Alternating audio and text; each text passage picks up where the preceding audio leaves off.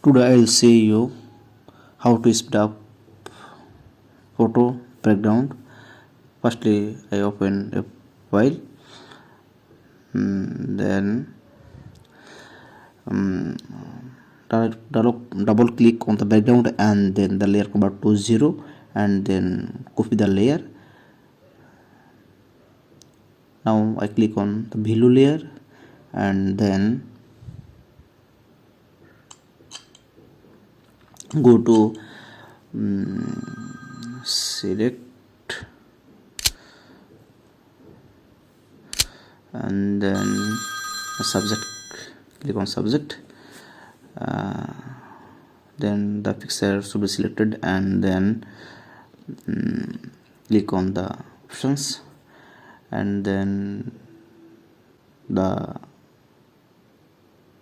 background would be plain and also we click on the above layer and then same we click on the select options and then go to subject and we click on the mask option. I click on here and then